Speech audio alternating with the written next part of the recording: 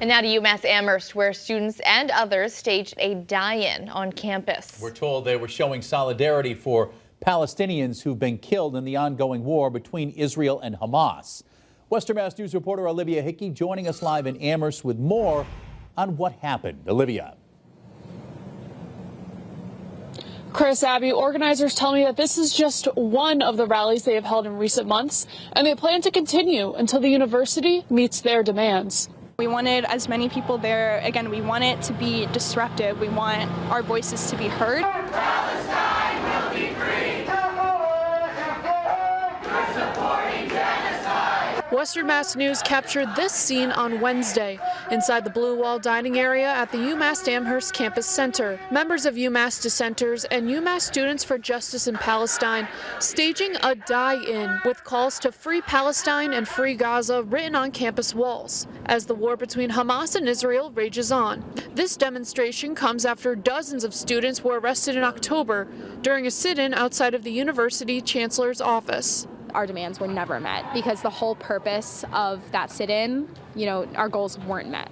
Malia Cole was one of the students arrested. She tells Western Mass News students will continue to demonstrate their frustrations until the university meets their demands, which include UMass cutting ties with organizations they say profit from war, like Raytheon, replacing them with groups working towards a sustainable and demilitarized future, and the university's chancellor making a statement condemning Israel's genocide in Gaza and stating support for Palestinian, Arab, Jewish, and Muslim students.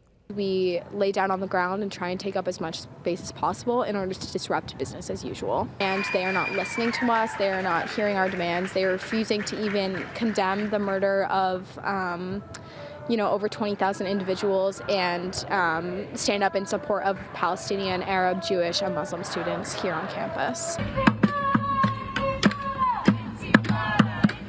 Demonstration took place on the campus Monday, chanting Intifada. According to the American Jewish Committee, the term is used to describe periods of Palestinian protest against Israel in the form of violent terrorism. As protests and rallies continue, we asked Cole what the atmosphere of campus has been like in recent months. And there 100% are really high tensions at this university now, but it is not. Besides, very isolated incidents that are not associated with UMass dissenters or SJP, it is not coming from our side. None of the violence or anything that has happened is really coming from anyone in these organizations. Noting they have received backlash as well. In fact, many people in this organization, including myself, have been doxxed, have received death threats, have just been very targeted by Zionist students on this campus.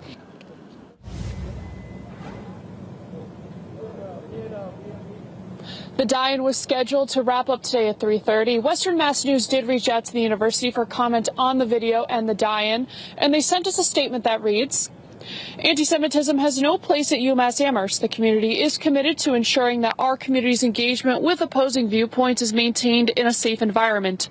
Students have the right to demonstrate, which is consistent with the university's commitment to free speech and the advocacy of opinions and ideas protected under the First Amendment. However, any violations of the university's demonstration guidelines or the Student Code of Conduct are addressed by the Dean of Students' office. The demonstrators videotaped Monday night were engaged in peaceful protest." Reporting in Amherst, Olivia Hickey for Western Mass News.